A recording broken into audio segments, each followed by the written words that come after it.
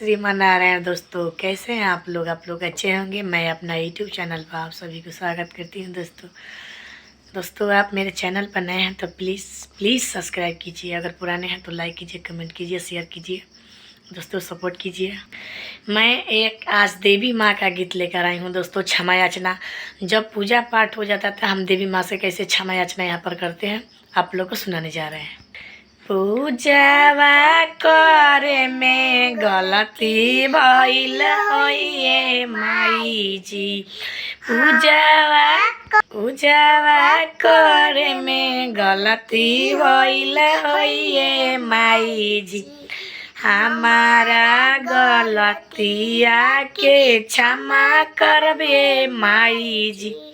हमारा गलतिया के क्षमा करबे माई जी। रउरा साधान हम नादान बनिए माई जी। रउरा साधान हम नादान बनिए माई जी। हमारा गलतिया के क्षमा करबे माई जी।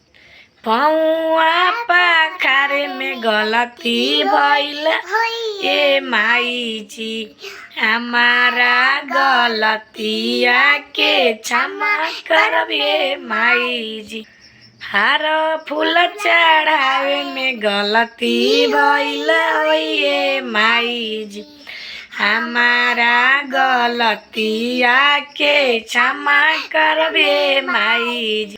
सिंदूरा लगावे में गलती भइल होइए माई जी। आभरण लगावे में गलती भइल होइए माई जी। हमारा गलतिया के क्षमा करबे माई जी। हमारा गलतिया के क्षमा करबे माई जी।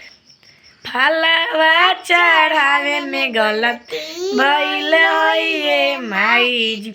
ई भोगवा लगावे में गलती भइल होइए माई जी। हमारा गलतिया के क्षमा करबे माई। हमारा गलतिया के क्षमा करबे माई जी। आरती देखावे में गलती भइल होइए माई जी। आरती देखावे में गलती भइल होइए माई जी। हमारा गलतिया के क्षमा करबे माई जी। हमारा गलतिया के क्षमा करबे। रउआ साधान हम नादान बनिए माई जी। रउरा साधान हम नादान बनिए माई जी। हमारा गलतिया के क्षमा करबे माई जी। पूजावा करे में गलती भइल होइए माई जी।